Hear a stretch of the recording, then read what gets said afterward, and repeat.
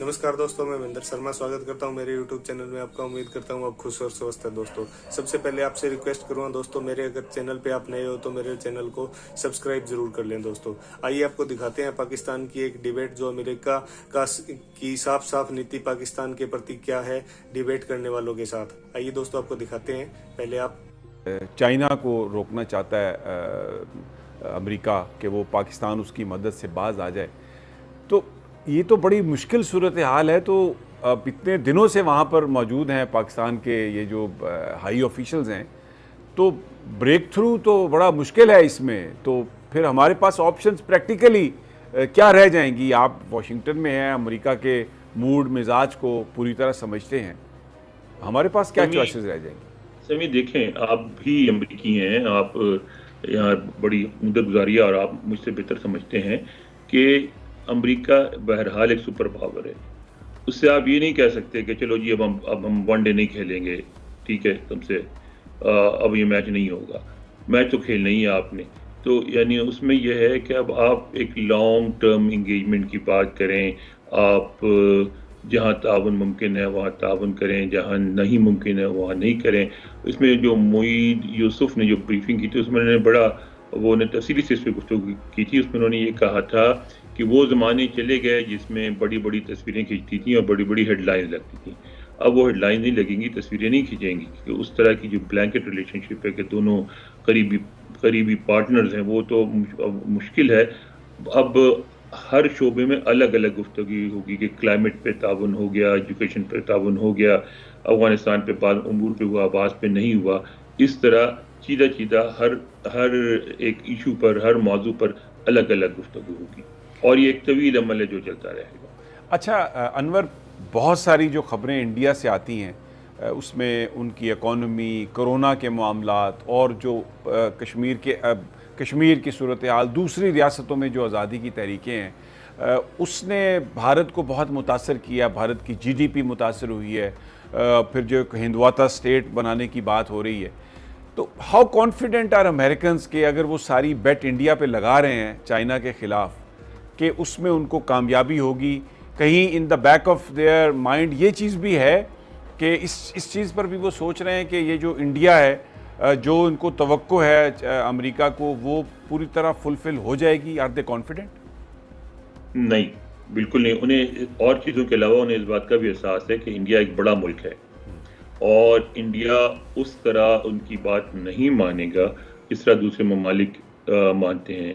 मसलन वो ये भी समझते हैं कि इंडिया बयानबाजी की हद तक तो ठीक है, चाइना से बराह रास्त तसादुम नहीं करेगा। अगर आप ये समझें कि इस बात को अगर गौर, यानी मैं नहीं ये कह रहा हूँ कि मुज़ाकरात में ये बात हुई है, मैं आपको सिर्फ एक थॉट आपकी तरफ फेंक रहा हूँ, उसको आप अच्छी तरह समझ जाएंगे। आप बहुत माशाल्लाह समझदार आदमी हैं। कि फ़र्ज़ करें अगर चीन में कोई गड़बड़ करनी है, सिंजियांग में हो सकती है और तो कहीं नहीं हो सकती। मुसलमान सूबा है, अक्सरियतें वहाँ ट्रबल हैं। आपने भी अमेरिका में देखा है कि यहाँ जो रहते हैं सिंजियांग के बाशिंदे काफ़ी एक्टिव हैं, उनकी ऑर्गेनाइजेशंस हैं, उनके जलसे जुलूस होते रहते हैं, पैम्फलेट बांटते रहते हैं।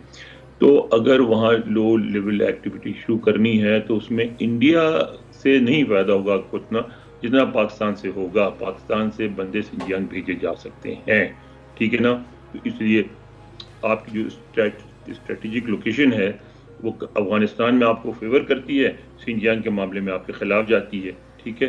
तो इस तरह जो है अमरीकी भी समझते हैं कि अफगानिस्तान वाली सूरत हाल चाइना में नहीं होगी।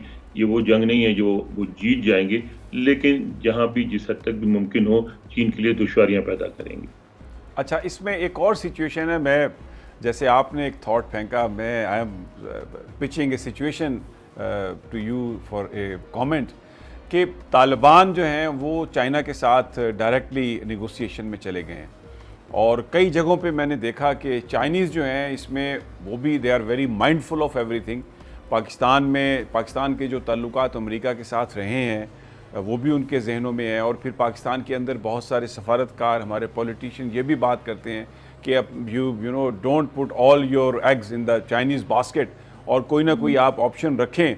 तो वो भी डायरेक्टली जो हैं वो अब तालिबान के साथ इन्वॉल्व हैं। एक 9 मेंबर उनके हाई डेलीगेशन ने बीजिंग का दौरा किया और वहाँ पर Chinese were able to extract a statement from Taliban جس میں انہوں نے یہ کہا کہ ہم اپنی زمین کو استعمال نہیں ہونے دیں گے کہ وہ یہ جو چائنا کے اندر بھی جو دہشت گردی اگر کوئی کرنے کی کوشش کرے تو we will not let it happen.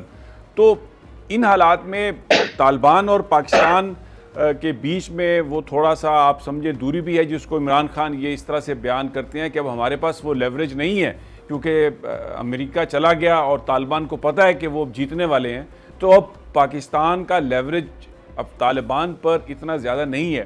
تو اس سچویشن کو امریکنز آپ کا کیا خیال ہے, تسلیم کریں گے یا وہ یہ سمجھیں گے کہ یہ ایک بڑی ویل تھاٹ سچویشن ہے جس میں اس طریقے سے یہاں پہ آبجیکٹیوز اچیو کیے جا رہے ہیں؟ دو چیزیں ہیں اس میں سمی. پہلی بات تو یہ ہے کہ امریکہ اس بات کو سمجھتا ہے کہ پاکستان کا طالبان پہ اس طرح کا انفلوئنس نہیں ہے جس طرح کا وہ کہتے ہیں, وہ سمجھتے ہیں اس بات کو.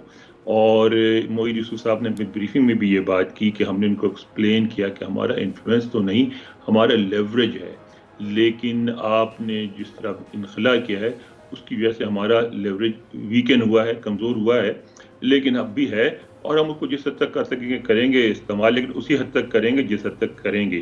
اور اس کی انہوں نے دو مثالیں دی. ایک تو انہوں نے کہا کہ ہم چاہتے تھے 1990s میں جب کہ ہمارا بہت زیادہ انفلوئنس تھا آج کی نسبت, اس زمانے میں ہم چاہتے تھے کہ وہ بامیان بدھا نہ توڑیں لیکن طالبان نے توڑ دیا. ہم یہ چاہتے تھے کہ ٹی ٹی پی کے خلاف افغانستان میں زیادہ سخت کارروائی ہو لیکن طالبان نے نہیں کی.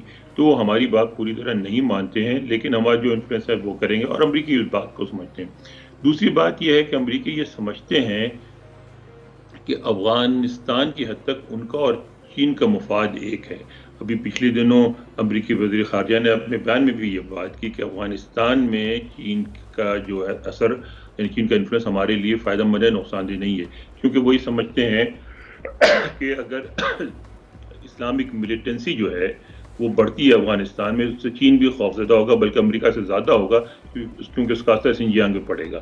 لہٰذا وہ نہیں چاہے گا کہ وہاں اسلامک ملیٹنسی بڑھے, اور وہ طالبان کو پہ اپنا انفلوئنس اگر ان کا رہا تو ان کو طالبان کو ماڈریشن کے لیے وہ استعمال کرے گا, ان کو اس طرح راغب کرنے کے لیے کہ وہ اپنی پالیسی میں تبدیلی لائیں. تو میرا خیال ہے امریکہ بھی اس کی مخالفت نہیں کرے گا. اچھا, اب ایک آخری سوال میں آپ سے کروں گا. آپ نے کہا کہ معید یوسف صاحب نے کہا کہ اب وہ زمانہ چلا گیا جب بڑی بڑی ہیڈ لائنز اور بڑی بڑی تصاویر چھپیں گی. بڑے عرصے کے بعد یہ ایک ہائی لیول دورہ ہوا پاکستان کی طرف سے کہ doctor Moeed Yusuf national security adviser اور پھر D G I S I general Faiz Hameed وہاں پر تھے.